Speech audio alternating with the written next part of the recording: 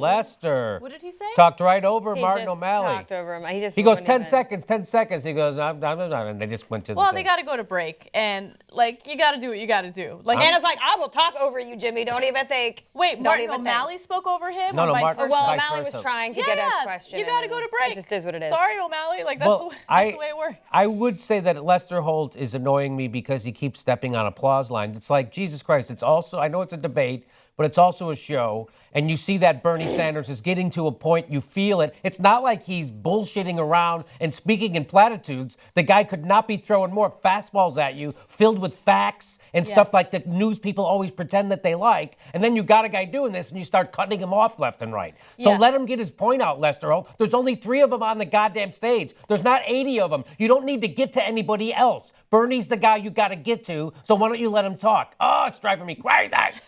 All right. Sounds like you're definitely feeling the burn. Yes, I am. Yeah, you're feeling the burn. And I'm drinking cranberry juice for that. All right, so a few things that's hilarious. A few things to mention from that last segment of the debate. So props to O'Malley for being the first and honestly only candidate thus far to touch on climate change and renewable energy. That is definitely something I'm in favor of, and you don't see that at all in Republican debates. You see it a little bit in Democratic debates. He mentioned it. There wasn't a long discussion about it, but hopefully they'll get back to that and talk about it a little more.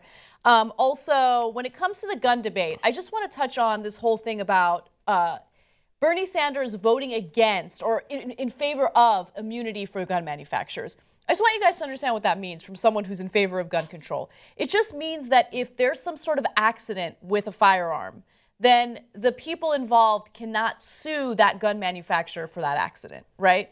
And so I don't even know if it really makes sense to be able to sue gun manufacturers. I don't think that gun manufacturers should have complete immunity. I'm against that.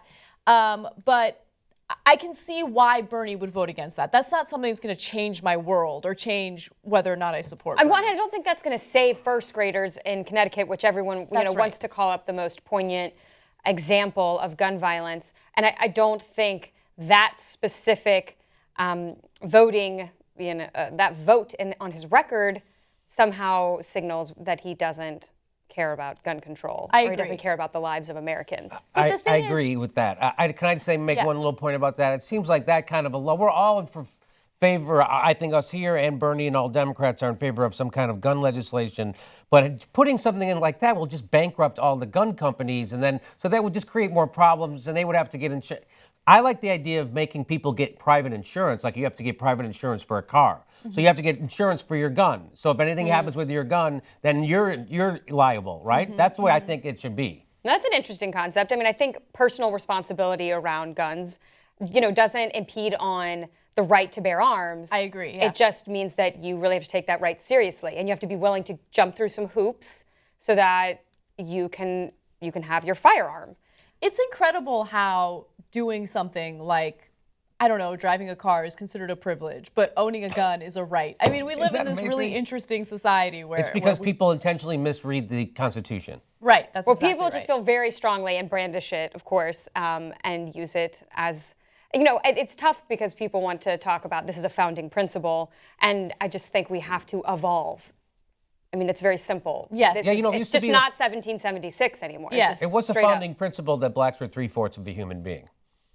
Right, and you can use, it's just you like know what I mean? Whenever somebody uses the Bible or whatever it is you want, you can always talk across each other and pull out an example that is completely ridiculous, right? Yes, so that's why I think that people who are the Second Amendment or for pro-guns, they think that the Constitution is not a living document. That's what Ted Cruz's original construction is. I'm not. I'm one of those things that is a living document. It does change, which means we can change that. That's a fucking amendment to begin with, the Second Amendment. All right, we got to go back to the debate. Let's take a look.